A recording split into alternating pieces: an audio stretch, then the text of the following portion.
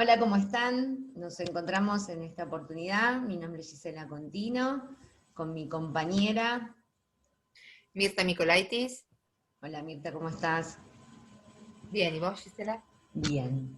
Bueno, en esta oportunidad nos toca trabajar el texto Moisés y la religión monoteísta, publicado en 1939, luego de haber sido revisado por Freud durante 4 años. Con este texto continuamos con el módulo C, que anuda el síntoma con el carácter, siendo el núcleo conceptual el problema de la satisfacción en la cura. Les proponemos a modo de introducción citar algunas particularidades del texto. Un primer borrador se tituló El hombre Moisés, una novela histórica. Fueron numerosas las vacilaciones de Freud sobre su publicación, que versaron sobre la fundamentación y argumentación, pero su principal inquietud radicaba en la reacción de la Iglesia Católica, que gozaba un papel dominante en el gobierno austríaco. Es una obra que impresiona por cierta heterodoxia y aún excentricidad en su construcción, ¿sí?, que dio cuenta de 3 ensayos de distintas extensiones, 2 advertencias y un resumen que situó a mitad del mismo. Inclusive Freud se disculpa al lector por estas modificaciones. Nuevamente, ¿por qué se debieron estas revisiones? Bueno, Austria vivía una serie de perturbaciones políticas que culminaron con la ocupación de Viena por los nazis, y Freud se vio forzado a migrar a Inglaterra, donde luego, a unos meses de la publicación, fallece. Les vamos a leer una cita que está en Moisés, en donde Freud dice lo siguiente respecto a esto que le estamos contando. Hallé la más amistosa acogida en la bella, libre y generosa Inglaterra. Aquí vivo ahora como un huésped bien visto y he cobrado aliento, pues aquella opresión se ha quitado de mí y ahora vuelvo a tener permitido hablar y escribir. Casi estuve por decir pensar, como quiero o debo. Oso, pues, dar publicidad, la última parte de mi trabajo. De este modo, el padre del psicoanálisis describe la persecución que lo acechaba en los primeros capítulos de esta obra audaz. Podemos tomar como referencia del texto los desarrollos en Tótem y Tabú sobre los orígenes de la organización social y humana y la psicología de las masas. Esto lo van a trabajar en el punto D con la profesora Mirta. Y antes de dar inicio a los capítulos que tenemos que trabajar, es fundamental que ustedes cuenten con algunas referencias sobre la figura de Moisés. Y les proponemos también que investiguen por su parte y que puedan debatirlo en el espacio de sus comisiones. En relación a la figura de Moisés, si habría que ubicarlo en cierta cronología, la misma responde entre el siglo XIII o XIV a.C., pero no se puede responder si fue una personalidad histórica o una creación de la saga. Para el pueblo judío fue un libertador, un legislador y fundador de su religión. La figura de Moisés no coincide con el mito del héroe. Su familia primera, de ordinario la noble, es harto modesta, descendiente de judíos, y la segunda, la de baja condición, en la que el héroe suele crecer. Está sustituida por la casa real egipcia. La princesa real lo recoge como hijo propio.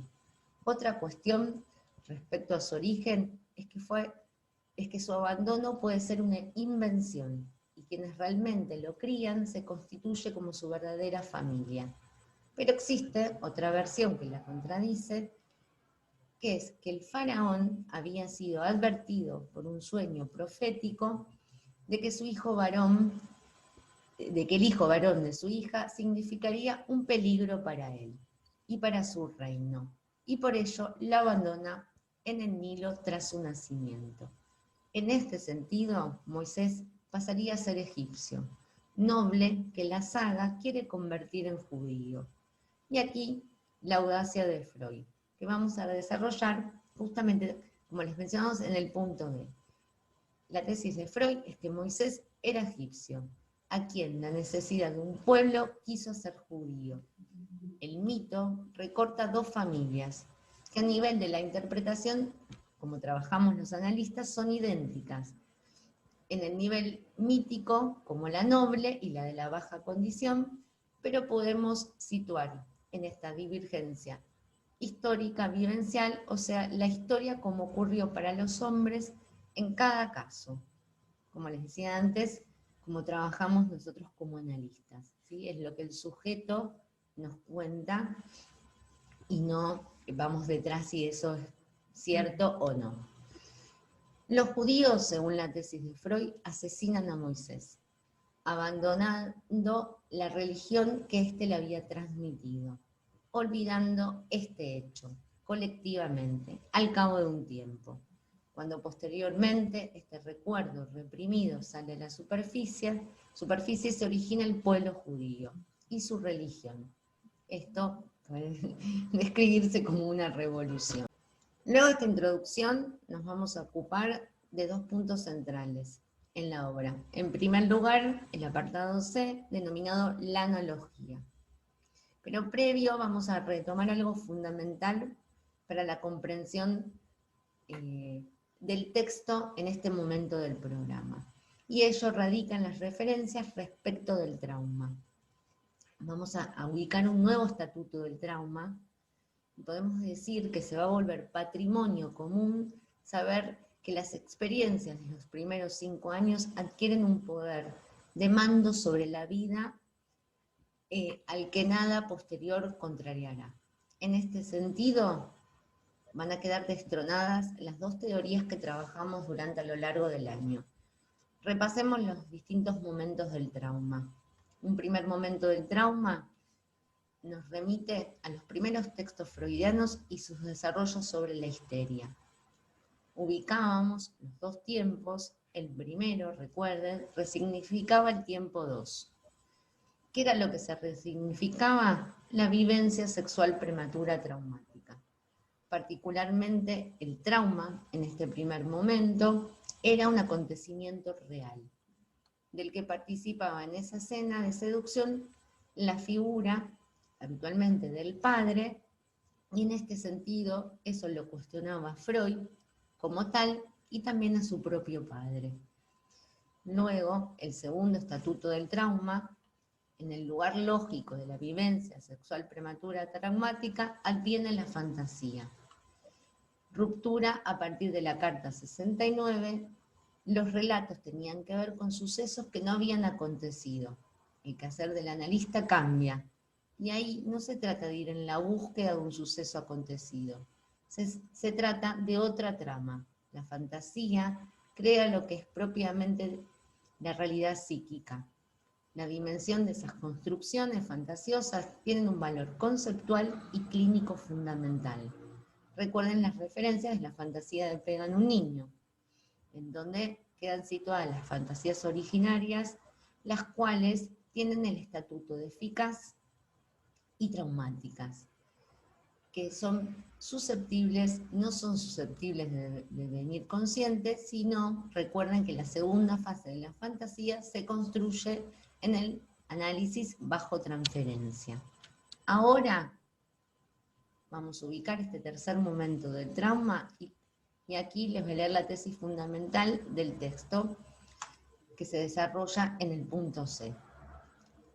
Freud va a decir que llamamos traumas a esas impresiones de las tempranas vivencias olvidadas, luego a las cuales atribuimos tan grande significatividad para la etiología de las neurosis. Un giro más que realiza y nos va a decir que los traumas son vivencias en el cuerpo propio, o bien percepciones sensoriales, las más de las veces de lo visto y del oído. Vale decir, vivencias o impresiones. Esto lo van a encontrar en la página 72. Es decir, para pensar este estatuto del trauma que interrumpe el oído, y junto con ese resto verbal, el objeto freudiano es atravesado por el displacer de esta inquietante extrañeza, que implica una indicación que será de relevancia clínica. ¿Qué quiere decir esto? Que va a tener particular importancia hacer que emerja la actividad sexual olvidada del niño como la modalidad de intervención que le puso fin de los adultos. Ahora bien, definido el tercer estatuto del trauma como un punto central, veremos que Freud realiza la analogía entre el surgimiento de la religión judía, como de cualquier otro pueblo podría ser, y las neurosis. Vamos a recordarles la fórmula, ¿sí?, que Freud había ubicado para las neurosis. Trauma temprano, por eso vamos haciendo estos distintos recorridos por las distintas teorías del trauma en la obra de Freud. Defensa, latencia, luego de la latencia ubicamos el estallido de las neurosis y el retorno parcial de lo reprimido. Entonces, ya del trauma, bueno, hicimos este recorrido, ¿sí? Dijimos que el trauma temprano se va a corresponder a la temprana infancia, ¿sí? Freud ahí ubica hasta los 5 años aproximadamente. Las impresiones del periodo que se inicia, la capacidad del lenguaje. Se destacan como de particular interés el periodo entre los 2 y 4 años. Se figura como el más importante. Inclusive dice que podríamos situar sin certeza, pero la suposición sobre el nacimiento que inicia en este periodo de receptividad. La teología remite, como vimos a lo largo de toda la obra, siempre a la sexualidad. La teología. Luego, por regla general, estas vivencias, recuerden, que caen bajo el olvido, no son asequibles al recuerdo por el mecanismo de la represión. Eso quiere decir que actuó la defensa. Y que son continuadas por un periodo de amnesia infantil que ocasiona el ingreso a la latencia. Esto es lo que habíamos trabajado, digamos, a lo largo de todo el año respecto de cómo se conforman las neurosis. De todo esto, lo que quedan son huellas, que nombramos como recuerdos encubridores, que allí ubicamos puntos de fijación de la pulsión que refieren justamente a estas impresiones de naturaleza sexual y agresiva. Una aclaración tanto de los niños como de las niñas, ¿sí? Hay una edad temprana que no distinguen cómo lo hacen luego con posterioridad, comprender las acciones sexuales y lo entienden como un malentendido sádico del acto sexual. Entonces, bien, ¿cuándo es que estas vivencias cobran el estatuto de traumático? Lo que dice Freud es que es únicamente a consecuencia de un factor cuantitativo que se observa en el peligro de la repetición. Ello es lo que se figura en el síntoma, que se constituye como tal, ¿sí?, en esto de la repetición, por su insistencia y el malestar que ocasiona, y uno metafóricamente podría decir, es esa piedra, ¿sí?, que molesta en el zapato. Y ello es lo que reconocemos como traumas etiológicos. Luego de la latencia, lo que ubicábamos era este intervalo hasta la pubertad. El intervalo va a ser Freud algo novedoso que va a retomar en el punto D. Entonces, hasta acá podemos decir que Freud en este apartado conjuga lo que había trabajado en la conferencia 23, recuerden lo que él había dado cuenta sobre las series complementarias, con la distinción entre la teología traumática y no traumática. Entonces, en este sentido, lo que va a ubicar son los efectos y las reacciones del trauma. Que es lo que dice Freud, es que pueden ser tanto positivos como negativos. Dentro de las reacciones positivas, va a tener que ver que lo que se recuerde o repita de los traumas olvidados, bueno, van a dar cuenta de la fijación al trauma como compulsión de repetición. El sujeto repite sin saber lo que repite. No se trata de la insistencia de lo reprimido, sino que va a tener que ver con la cara del más allá del principio del placer, de lo no ligado en el inconsciente. No se liga al campo de las representaciones. Lo que dice respecto a estas reacciones positivas es que pueden ser acogidos e incorporados por el yo, deveniendo rasgos de carácter, al convertirse en tendencias constantes de aquel. Por otro lado, ubicamos las reacciones negativas, que lo que dice Freud es que persiguen la meta contrapuesta, que no se recuerde ni se repita nada de los traumas olvidados. Se trata de reacciones de defensa, evitaciones que pueden acrecentarse hasta inhibiciones y fobias. Estas defensas provocan alteraciones del yo, presentan contribuciones a la acuñación del carácter. El carácter es algo que ustedes están trabajando particularmente en la clase anterior, y que da cuenta el carácter de esa fijeza en el curso de un tratamiento y la dificultad que presenta por su inmutabilidad que atenta con la finalidad de un análisis. Todos estos fenómenos, tanto los síntomas como las limitaciones del yo y las alteraciones estables del carácter, poseen naturaleza compulsiva. No son influidos o no lo bastante por la realidad exterior. Son, por así decir, dice Freud, un estado dentro de un estado. Sigamos con la fórmula de las neurosis, retomemos lo que acontece luego del intervalo de la latencia. Bueno, ¿qué sucede respecto de ese trauma de la infancia? Bueno, pueden pasar dos cosas. Al trauma de la infancia puede seguir una neurosis de la infancia. Puede durar o puede pasar inadvertida. Hay reacciones defensivas y síntomas. En ella prevalece la defensa y quedan como cicatrices, secuelas de la defensa ante el horror de la castración. Esto tiene que ver con las alteraciones del yo. ¿Sí? Justamente las alteraciones del yo son producto de los mecanismos de defensa y se revelan como obstáculos en la cura. Entonces, tenemos un trauma de la infancia, un efecto directo sería una neurosis en la infancia.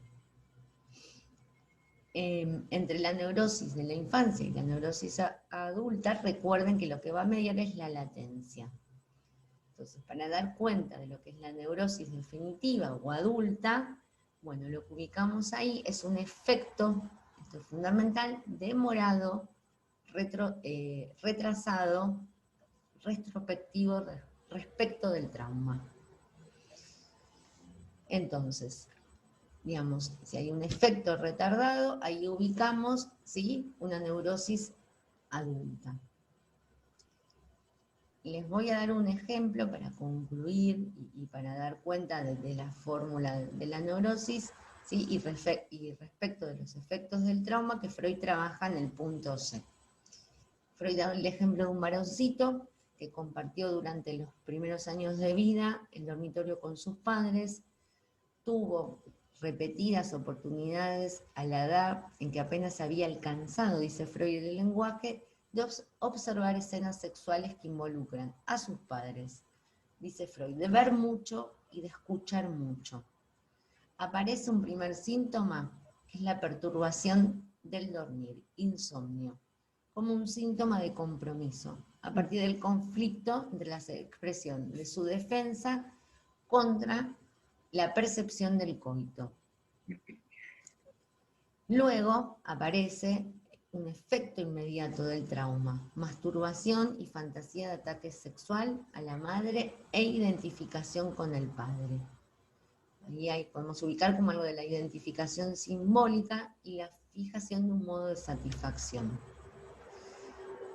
Dice Freud que luego resigna la actividad sexual y cambia el carácter, ¿sí?, en este varoncito. Miedo al padre, actitud pasiva hacia él, díscolo lo provoca para recibir castigos que tenían significado sexual. Luego aparece la latencia, en donde en el periodo de la latencia este varoncito se convierte en un muchacho modelo exitoso en la escuela. Segundo síntoma que aparece, segundo en el tiempo, es la impotencia sexual. Donde ahí ubicamos un quehacer sexual ilimitado, el onanismo, ¿sí? Y determinadas fantasías. Luego, en la pubertad, lo que aparece, dice Freud, es el odio al padre y oposición a él, ¿sí? Incapacidades inclusive en lo que tenía que ver con su vida y con los conflictos en el mundo exterior. Muere el padre, relucen unos rasgos de carácter, egoísmo, despótico, brutal, mortificaba a los demás, copia del padre, podemos decir, como reanimación de esa identificación al padre de la infancia. Entonces, ¿qué nos muestra como este ejemplo que nos da Freud? Que los síntomas son el retorno de lo reprimido en la vida adulta, de eso que había sido sofocado en la infancia. Entonces, como dijimos, y ahora vamos a comprenderlo mejor con Mirta en el punto D, que es el de la aplicación, Freud lo que va a decir es que podemos ubicar la analogía, en este caso en particular, como lo van a trabajar ahora, de la religión respecto, digamos, con las neurosis, en donde también vamos a encontrar, digamos, la fórmula que Freud dio respecto de las neurosis. Bueno, ahora sí, vamos a pasar con Mirta, para que continúe. Bueno, gracias, Giselle. Bueno, antes que nada, quería hacer un breve comentario más acerca de este texto que fue publicado en 1939 y tardó 4 años en escribirse, ya que Freud comenzó en 1934 y lo terminó en 1938. Pero particularmente, vamos a leer, estuvimos trabajando en esta clase, los puntos C y D de la parte 1, que tienen, como ustedes pueden ver, 2 advertencias preliminares escritas por Freud. La primera, fue escrita en Viena y la segunda ya en Londres, en el exilio. Es muy interesante que puedan leerla si quieren, es hasta conmovedor, ¿no? Porque no solo le toma 4 años escribir este texto, sino que en esto se puede llegar a ver el pasaje de la persecución que vivía en su Viena natal a la libertad que está viviendo en estos momentos en Londres. Bueno, al margen de esto, bueno, ahora paso a la aplicación, o sea, al punto D. En este punto, Freud toma nuevamente la tesis postulada en su texto Totem y Tabú, de 1913. Y nos da acá la clave de cómo leer esta aplicación, para poder establecer cómo la misma queda cuestionada en su esencia. Aplicar significa referir la tesis de la horda primitiva al surgimiento del monoteísmo. Antes de introducirnos en el padre de la horda, Freud nos recuerda la fórmula de la neurosis y vuelve a comparar los fenómenos religiosos con los síntomas.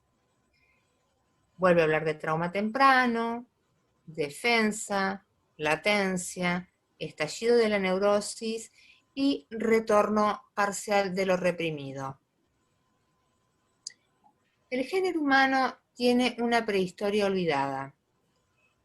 En tiempos primordiales, el hombre vivía en una pequeña horda llamada así por Darwin, horda primordial.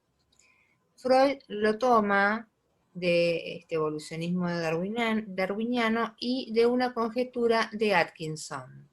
Y nos habla de la horda primordial, que es una organización social muy primitiva bajo el imperio de un macho fuerte. El mando de esta horda era ejercido por el padre de la misma, quien ejercía un poder ilimitado y con violencia. Todas las hembras eran de su propiedad, mujeres, hijas e inclusive mujeres robadas a hordas ajenas. El destino de los hijos varones mayores era duro. Si provocaban los celos del padre, eran muertos, expulsados o castrados. Lo esencial que atribuimos a estos hermanos es que todos estaban gobernados por la misma ambivalencia afectiva hacia el padre, al igual que los niños y los neuróticos. Odiaban al padre porque limitaba su acceso a las mujeres, a los objetos amados, a la madre, pero también lo amaban y admiraban como arquetipo. Cada uno de ellos quería ocupar un lugar. La horda fraterna genera un cambio en la organización social. Los hermanos expulsados se aliaron y mataron al padre para apoderarse de las mujeres y limitarlo en su poder. ¿De qué modo hicieron esto? Invadieron la horda, lo atacaron y asesinaron, comiéndoselo crudo. Alto. Este acto canibalístico es un intento de asegurarse la identificación con él, por incorporación de una parte suya, y era una práctica usualmente usada en las invasiones entre clanes y hordas. Así se pone fin a la horda primitiva tras el parricidio. Una vez sucedido el parricidio, los hermanos entablan diferentes disputas entre sí para obtener el poder del padre y ocupar su lugar, llegando a la conclusión de que ninguno podía hacerlo. De este modo, se implementa una especie de convención, una ley, podríamos decir, dentro de la horda, produciéndose el pasaje de la naturaleza a la cultura. Mediante la ley se regulaba la convivencia de los miembros del nuevo clan. Básicamente se establecen dos leyes. La primera, la ley de la prohibición del incesto, que regula el acceso a las mujeres y obliga a los hermanos a buscar mujeres de otros clanes u hordas. Esto los obliga a la exogamia. Y en segundo lugar, queda prohibido el asesinato del animal totémico, que es, por supuesto, un subrogado del padre. Es decir, queda prohibido el parricidio. Con esta segunda ley se garantizan que ninguno querrá ocupar el lugar del protopadre. Nace así la primera organización social con renuncia de lo pulsional, reconocimiento de obligaciones mutuas, establecimiento de ciertas instituciones que se declararon sagradas, vale decir, los inicios de la sociedad dentro de la cultura. Tras el asesinato del padre, se satisface el odio de los hermanos, pero aparecen las emociones tiernas y se refuerza el amor al padre. Aparece el arrepentimiento y la culpa. El protopadre ocupaba un lugar imposible de ocupar, ya que es un lugar de satisfacción plena, de satisfacción absoluta. Es aquí donde podemos ubicar la fijación al trauma y donde se sostiene la compulsión de repetición, en esta capacidad de aceptar la imposibilidad de alcanzar la satisfacción plena. El protopadre, una vez muerto, se volvió más fuerte de lo que era en vida. Lo que él había impedido con su existencia, ellos mismos se lo prohíben ahora a partir de la obediencia retrospectiva. Comienza el totemismo, considerado una primera forma de religión. Se erige el tótem, que es un animal sagrado. Es un sustituto paterno, se lo venera y se prohíbe su muerte. Se establece un día festivo en el que se realiza el banquete totémico. esta gran fiesta era en realidad una celebración del triunfo de los hijos varones colegiados sobre el padre.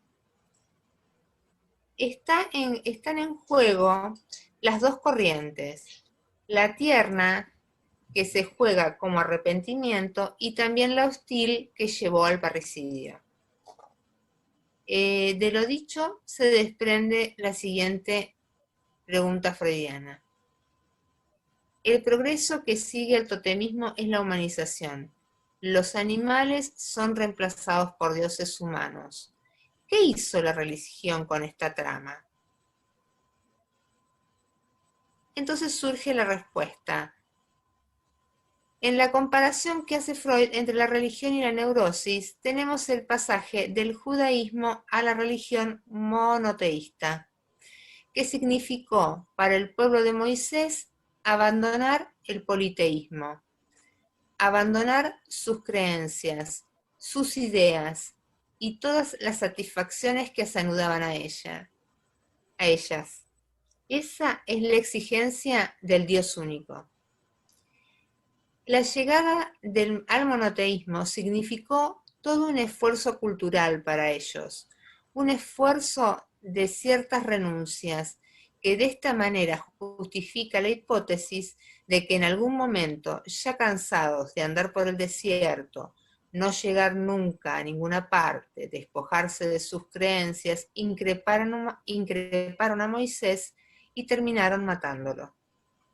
Este asesinato, una vez más, es una respuesta violenta del sujeto o del pueblo frente a una exigencia de renuncia, frente a una exigencia que representa un límite a la satisfacción. En este sentido, la fantasía de deseo del neurótico es ocupar el lugar del padre pensado como verdadero, como aquel en donde se alcanzaría la satisfacción absoluta. Freud, de este modo, concluye su tesis respecto al asesinato de Moisés y lee las huellas que dejó la tradición. Realiza una construcción, un eslabón entre el proceso olvidado del tiempo primordial y su tardío reafloramiento en la forma en que se construyen las religiones monoteístas.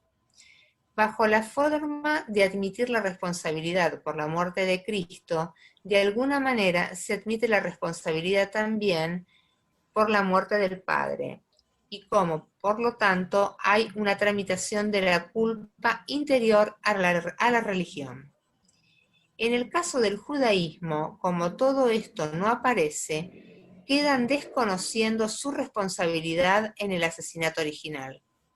Entonces, como no se pueden hacer responsables, les retorna como persecución.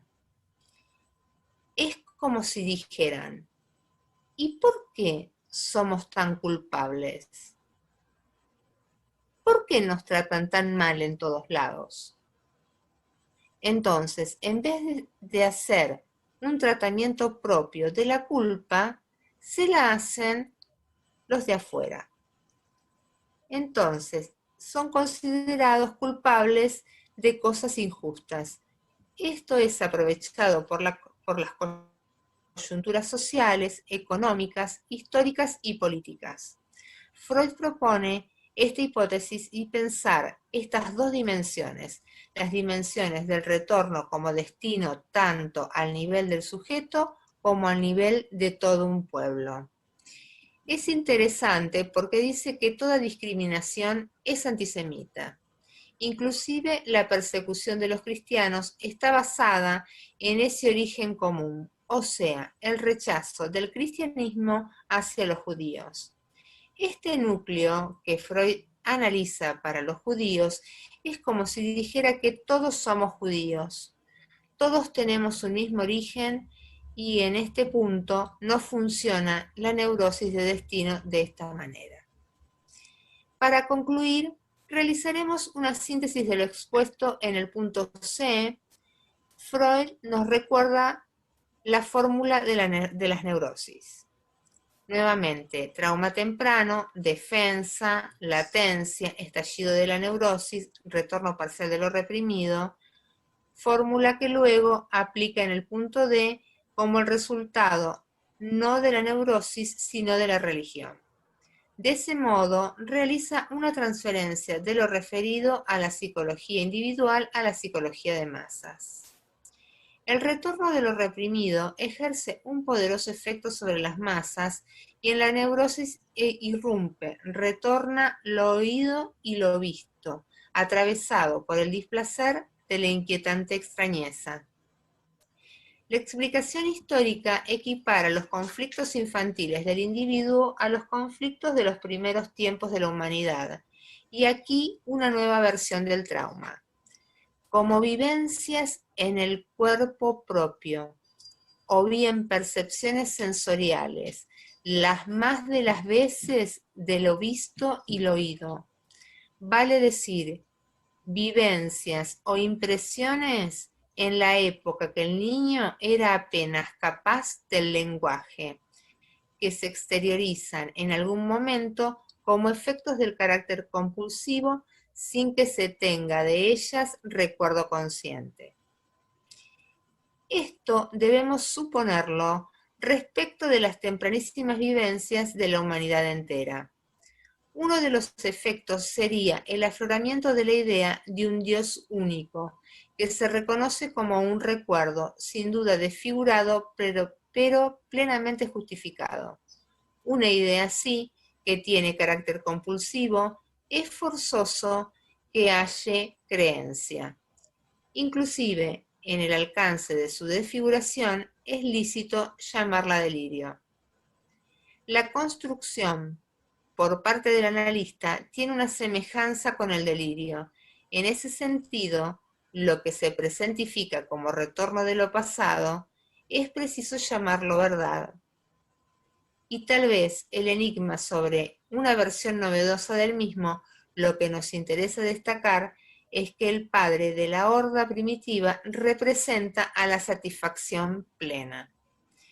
El padre de Tótem y Tabú es teorizado como un lugar imposible de ocupar, pensado como satisfacción absoluta. Es aquí donde podemos ubicar la fijación al trauma y donde se sostiene la compulsión de repetición en el fracaso de alcanzar la satisfacción plena. Muchas gracias. Bueno, hasta aquí llegamos nosotras, ¿sí? Hoy expusimos de modo separado por unos fines de la transmisión, pero bueno, el punto C, digamos, lo tienen que leer en correspondencia justamente con lo que Mirta desarrolló en el punto, bueno, B. Bueno, nos encontramos en el foro, nosotros con las comisiones, y bueno, en la clase que viene, bueno, continuarán trabajando, ya dar inicio al texto Inhibición, Síntoma y Angustia. Bueno, Mirta, un placer. Gracias. Igualmente, Gise, y bueno, mucha suerte para todos. Nos vemos trabajando en los foros con Inhibición, Síntoma y Angustia. Bueno, hasta luego. Chao, hasta luego.